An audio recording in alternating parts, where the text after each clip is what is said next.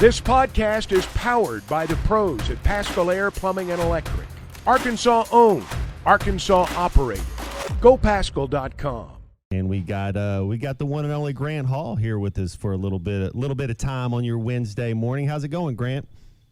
Well, it's been thundering all morning here in Fayetteville, and my dog knows enough to get in the middle of the floor. But I think the storms have gone east, and the more important thing is the weather is good in Hoover so far. I mean, you mentioned it. I mean, just since I've been on the phone here, they've gotten 5 runs on home runs in the 7th inning. LSU has.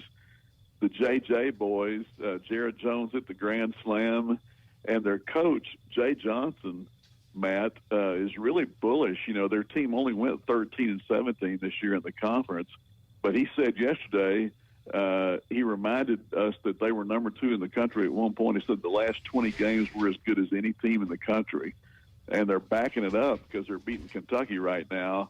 They beat Georgia 9-1 yesterday, and some people think that I think Kendall Rogers still has Georgia as a top 8 seed. In the nationally, even after losing that game to LSU. So the game Arkansas probably isn't going to get started quite at 1 o'clock. I don't think. I think probably it'll take at least 30 minutes to play the rest of this game. And what do they take, about 45 between games? But it should start reasonably close to 1 o'clock if you're monitoring when Arkansas will play today. Oh, I absolutely have to check this out, Grant. I see. I always think you, and I know you're building a team for Omaha. You're going to host a regional, but you get a chance to hang a banner. You get a chance to compete. Phil Elson says that there's just as much talent, if not more, in the SEC tournament than there is in Omaha. And so there's a great collection of talent. I know the teams, like, we're not going to start our ace today, which I get it. It's a double elimination tournament. How do you see this going for the Hogs? I know LSU's hot, and if you win, you get in type of thing. Do you think the Hogs try to compete, try to win this thing? How do you like this matchup today against South Carolina? That's a good question, Matt. I mean, you're right about the talent. I mean, Alabama, even in losing yesterday, made some great defensive plays. It's a fun tournament to watch. I think Arkansas kind of approaches it as a fun week to get to play a little baseball.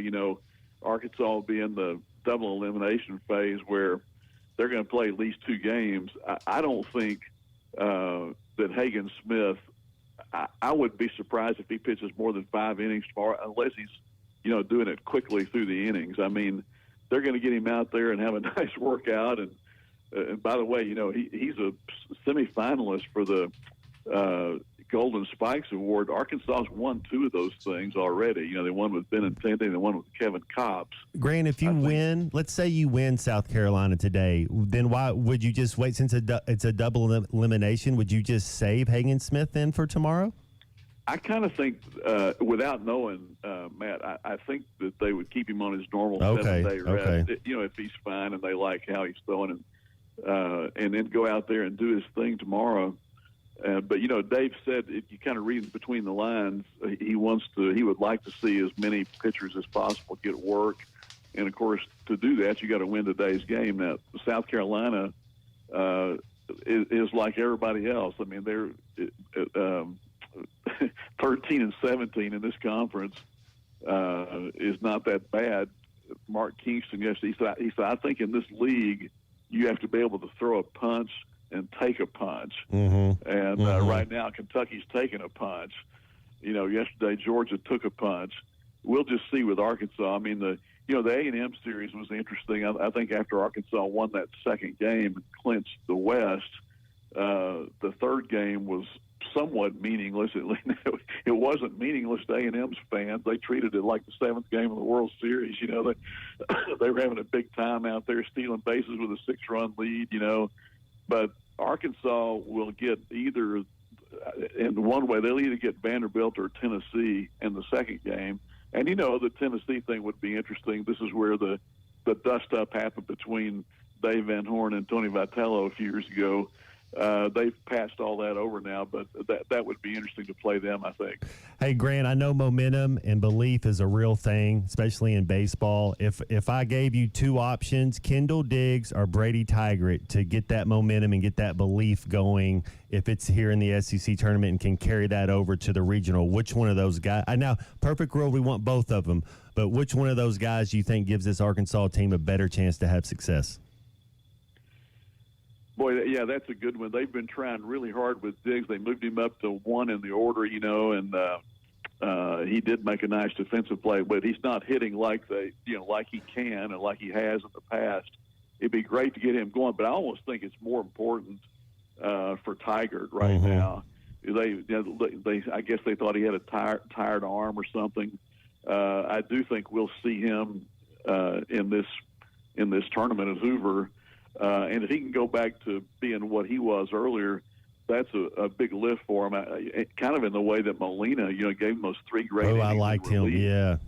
Yeah, that was great to see that again last time. If they get those 2 guys going again, then they got really good pitching depth. I like Molina coming out of the pen. I like his confidence. I mean, I like him as a pitcher no matter what it is. I like his confidence. All right, we'll end with this one. NBA playoffs are here. Eastern Conference Finals. Wow, what a game 1.